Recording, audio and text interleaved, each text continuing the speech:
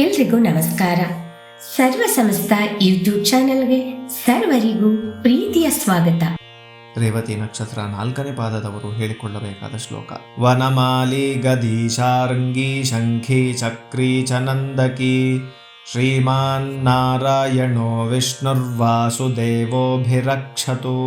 ವನಮಾಲಿ ಗದೀಶಾರ್ಂಗಿ ಶಂಖಿ ಚಕ್ರಿ ಚನಂದಕಿ ಶ್ರೀಮಾನ್ ನಾರಾಯಣೋ ವಿಷ್ಣುರ್ವಾಸುದೇವೋಭಿರಕ್ಷತು.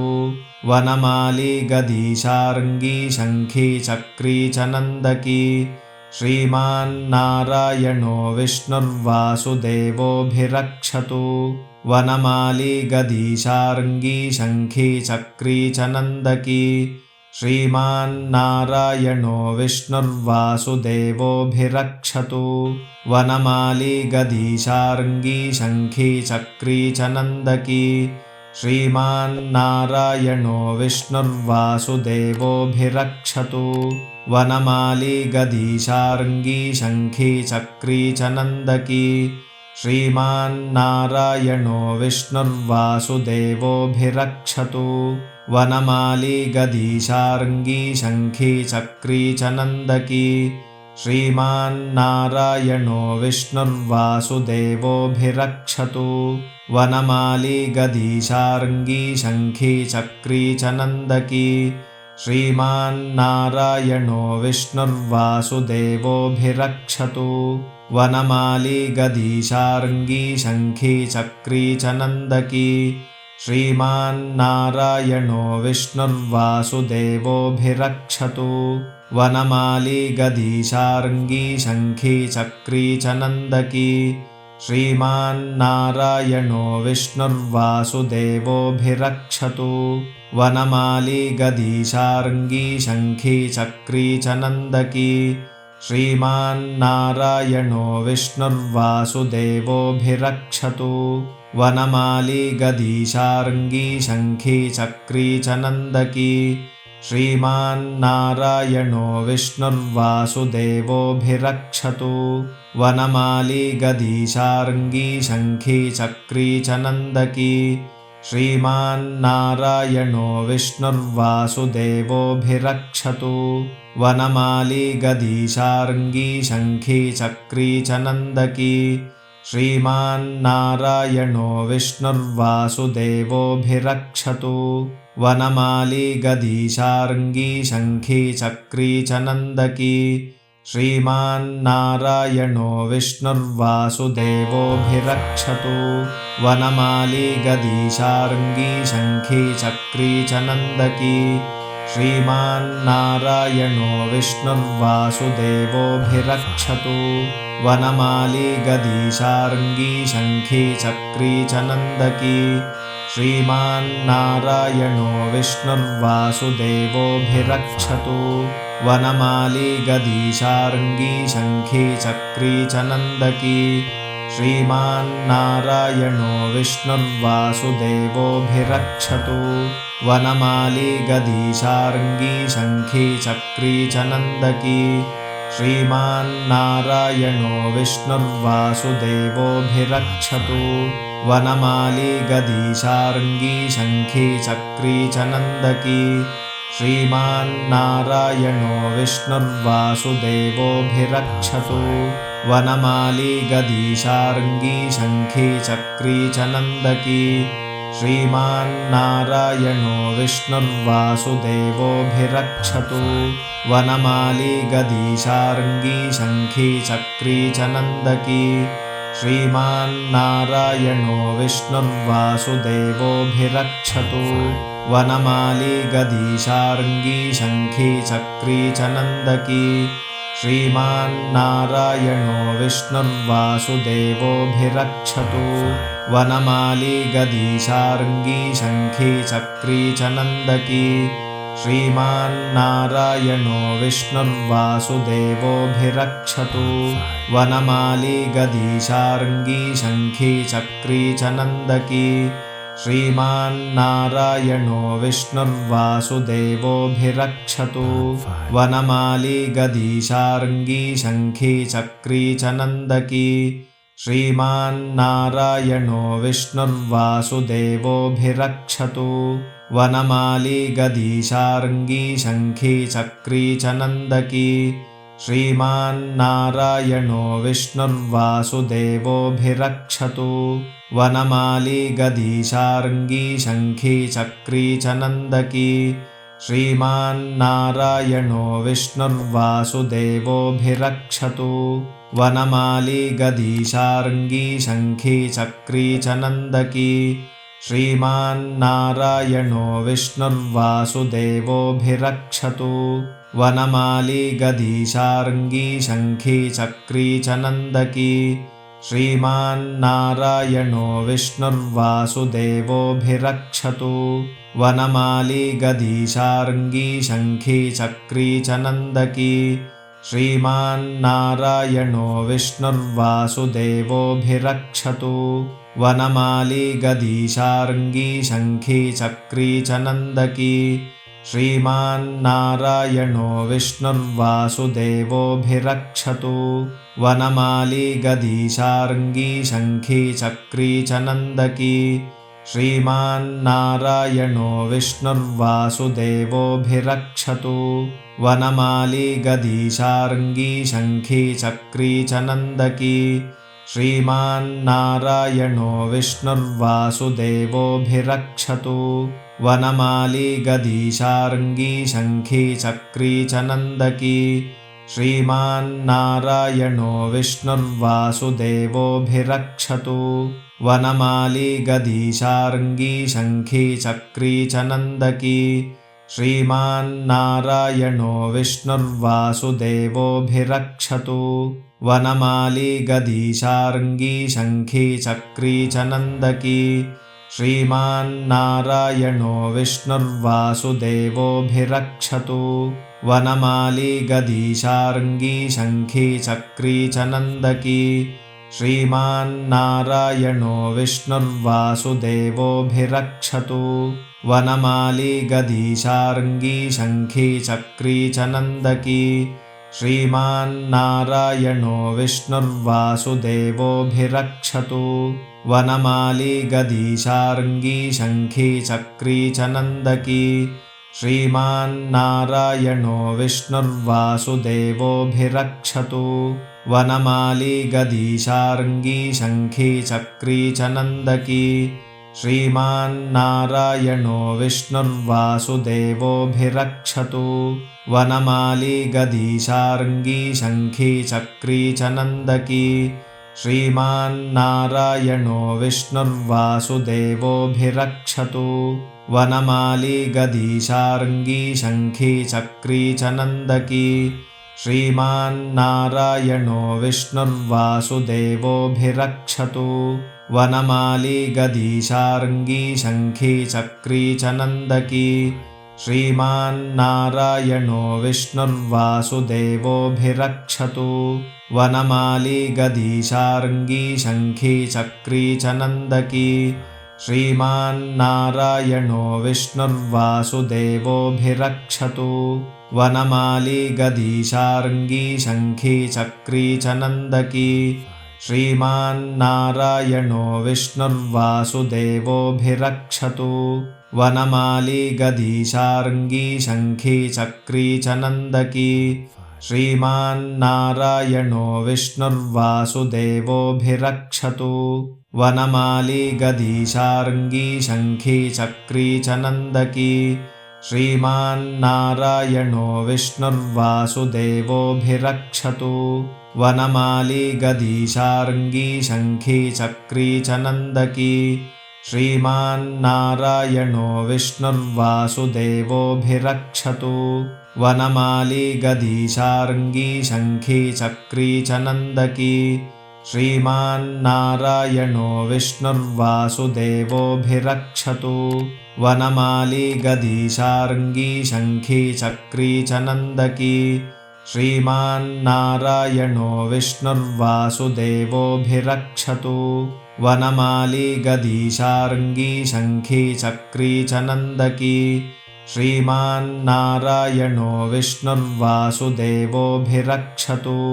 वनमाली गदीशार्ङ्गी शङ्खी चक्री च नन्दकी श्रीमान्नारायणो विष्णुर्वासुदेवोऽभिरक्षतु वनमाली गदीशार्ङ्गी शङ्खी चक्री च नन्दकी श्रीमान्नारायणो विष्णुर्वासुदेवोऽभिरक्षतु वनमाली गदीशार्ङ्गी शङ्खी चक्री च नन्दकी श्रीमान्नारायणो विष्णुर्वासुदेवोऽभिरक्षतु वनमाली गदीशार्ङ्गी शङ्खी चक्री च नन्दकी श्रीमान्नारायणो विष्णुर्वासुदेवोऽभिरक्षतु वनमाली गदीशार्ङ्गी शङ्खी चक्री च नन्दकी श्रीमान्नारायणो विष्णुर्वासुदेवोऽभिरक्षतु वनमाली गदीशार्ङ्गी शङ्खी चक्री च नन्दकी श्रीमान्नारायणो विष्णुर्वासुदेवोऽभिरक्षतु वनमाली गदीशार्ङ्गी शङ्खी चक्री च नन्दकी श्रीमान्नारायणो विष्णुर्वासुदेवोऽभिरक्षतु वनमाली गदीशार्ङ्गी शङ्खी चक्री च नन्दकी श्रीमान्नारायणो विष्णुर्वासुदेवोऽभिरक्षतु वनमाली गदीशार्ङ्गी शङ्खी चक्री च नन्दकी श्रीमान्नारायणो विष्णुर्वासुदेवोऽभिरक्षतु वनमाली गदीशार्ङ्गी शङ्खी चक्री च नन्दकी श्रीमान्नारायणो विष्णुर्वासुदेवोऽभिरक्षतु वनमाली गदीशार्ङ्गी शङ्खी चक्री च नन्दकी श्रीमान्नारायणो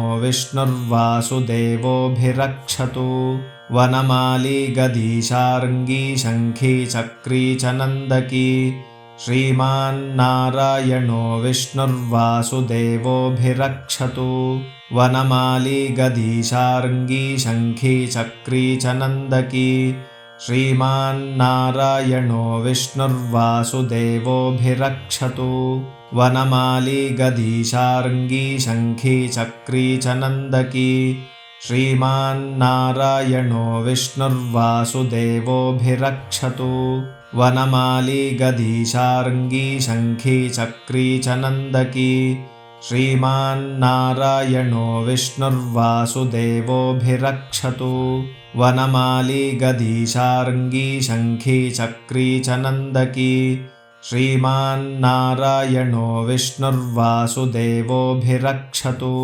वनमाली गदीशार्ङ्गी शङ्खी चक्री च नन्दकी श्रीमान्नारायणो विष्णुर्वासुदेवोऽभिरक्षतु वनमाली गदीशार्ङ्गी शङ्खी चक्री च नन्दकी श्रीमान्नारायणो विष्णुर्वासुदेवोऽभिरक्षतु वनमाली गदीशार्ङ्गी शङ्खी चक्री च नन्दकी श्रीमान्नारायणो विष्णुर्वासुदेवोऽभिरक्षतु वनमाली गदीशार्ङ्गी शङ्खी चक्री च नन्दकी श्रीमान्नारायणो विष्णुर्वासुदेवोऽभिरक्षतु वनमाली गदीशार्ङ्गी शङ्खी चक्री च नन्दकी श्रीमान्नारायणो विष्णुर्वासुदेवोऽभिरक्षतु वनमाली गदीशार्ङ्गी शङ्खी चक्री च नन्दकी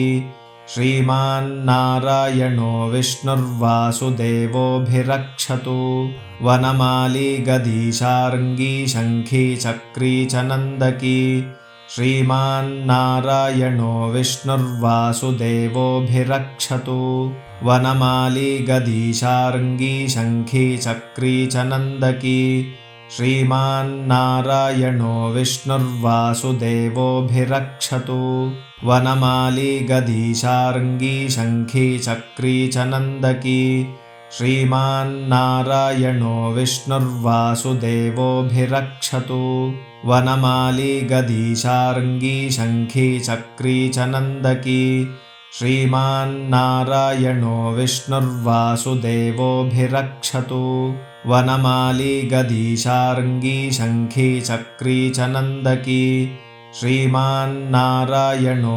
विष्णुर्वासुदेवोऽभिरक्षतु वनमाली गदीशार्ङ्गी शङ्खी चक्री च नन्दकी श्रीमान्नारायणो विष्णुर्वासुदेवोऽभिरक्षतु वनमाली गदीशार्ङ्गी शङ्खी चक्री च नन्दकी श्रीमान्नारायणो विष्णुर्वासुदेवोऽभिरक्षतु वनमाली गदीशार्ङ्गी शङ्खी चक्री च नन्दकी श्रीमान्नारायणो विष्णुर्वासुदेवोऽभिरक्षतु वनमाली गदीशार्ङ्गी शङ्खी चक्री च नन्दकी श्रीमान्नारायणो विष्णुर्वासुदेवोऽभिरक्षतु वनमाली गदीशार्ङ्गी शङ्खी चक्री च नन्दकी श्रीमान्नारायणो विष्णुर्वासुदेवोऽभिरक्षतु वनमाली गदीशार्ङ्गी शङ्खी चक्री च नन्दकी श्रीमान्नारायणो विष्णुर्वासुदेवोऽभिरक्षतु वनमाली गदीशार्ङ्गी शङ्खी चक्री च नन्दकी श्रीमान्नारायणो विष्णुर्वासुदेवोऽभिरक्षतु वनमाली गदीशार्ङ्गी शङ्खी चक्री च नन्दकी श्रीमान्नारायणो विष्णुर्वासुदेवोऽभिरक्षतु वनमाली गदीशार्ङ्गी शङ्खी चक्री च नन्दकी श्रीमान्नारायणो विष्णुर्वासुदेवोऽभिरक्षतु वनमाली गदीशार्ङ्गी शङ्खी चक्री च नन्दकी श्रीमान्नारायणो विष्णुर्वासुदेवोऽभिरक्षतु वनमाली गदीशार्ङ्गी शङ्खी चक्री च नन्दकी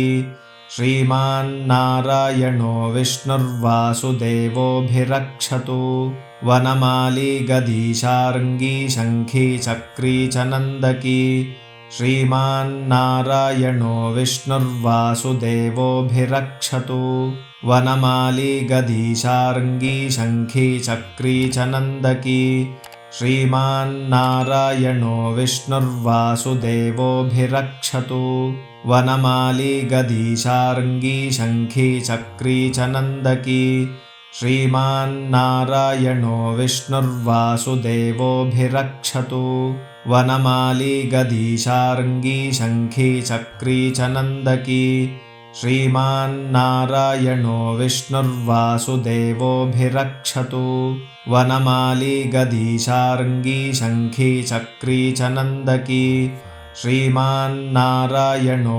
विष्णुर्वासुदेवोऽभिरक्षतु वनमाली गदीशार्ङ्गी शङ्खी चक्री च नन्दकी श्रीमान्नारायणो विष्णुर्वासुदेवोऽभिरक्षतु वनमाली गदीशार्ङ्गी शङ्खी चक्री च नन्दकी श्रीमान्नारायणो विष्णुर्वासुदेवोऽभिरक्षतु वनमाली गदीशार्ङ्गी शङ्खी चक्री च नन्दकी श्रीमान्नारायणो विष्णुर्वासुदेवोऽभिरक्षतु वनमाली गदीशार्ङ्गी शङ्खी चक्री च नन्दकी श्रीमान्नारायणो विष्णुर्वासुदेवोऽभिरक्षतु वनमाली गदीशार्ङ्गी शङ्खी चक्री च नन्दकी श्रीमान्नारायणो विष्णुर्वासुदेवोऽभिरक्षतु वनमाली गदीशार्ङ्गी शङ्खी चक्री च नन्दकी श्रीमान्नारायणो विष्णुर्वासुदेवोऽभिरक्षतु वनमाली गदीशार्ङ्गी शङ्खी चक्री च नन्दकी श्रीमान्नारायणो विष्णुर्वासुदेवोऽभिरक्षतु वनमाली गदीशार्ङ्गी शङ्खी चक्री च नन्दकी श्रीमान्नारायणो विष्णुर्वासुदेवोऽभिरक्षतु वनमाली गदीशार्ङ्गी शङ्खी चक्री च नन्दकी श्रीमान्नारायणो विष्णुर्वासुदेवोऽभिरक्षतु वनमाली गदीशार्ङ्गी शङ्खी चक्री च नन्दकी श्रीमान्नारायणो विष्णुर्वासुदेवोऽभिरक्षतु वनमाली गदीशार्ङ्गी शङ्खी चक्री च नन्दकी श्रीमान्नारायणो विष्णुर्वासुदेवोऽभिरक्षतु वनमाली गदीशार्ङ्गी शङ्खी चक्री च नन्दकी श्रीमान्नारायणो विष्णुर्वासुदेवोऽभिरक्षतु वनमाली गदीशार्ङ्गी शङ्खी चक्री च नन्दकी ಶ್ರೀಮಾನ್ನಾರಾಯಣೋ ವಿಷ್ಣುರ್ವಾಸುದೇವೋಭಿರಕ್ಷತು. ಈ ಎಲ್ಲಾ ಶ್ಲೋಕಗಳನ್ನು ದಿನನಿತ್ಯ ಅಭ್ಯಾಸ ಮಾಡುತ್ತಾ ನಿಮ್ಮ ಬಂಧು ಬಾಂಧವರೊಂದಿಗೆ ಈ ವಿಡಿಯೋನ ಹಂಚಿಕೊಳ್ಳಿ. ಈ ವಿಡಿಯೋನ ನೋಡ್ತಾ ಇರುವಂತ ಎಲ್ಲರೂ ದಯವಿಟ್ಟು ಲೈಕ್ ಮಾಡಿ, ಶೇರ್ ಮಾಡಿ, ಕಮೆಂಟ್ ಮಾಡಿ. ಹೊಸದಾಗಿ ನೋಡ್ತಾ ಇದ್ರೆ ದಯವಿಟ್ಟು ಸಬ್ಸ್ಕ್ರೈಬ್ನ ಮಾಡ್ಕೊಳ್ಳಿ. ಧನ್ಯವಾದಗಳು. ನಮಸ್ಕಾರ. ಸರ್ವೇ ಜನಾಃ ಸುಖಿನೋ ಭವಂತು. ಸಮಸ್ತ ಸನ್ಮಂಗಳಾನಿ ಭವಂತು.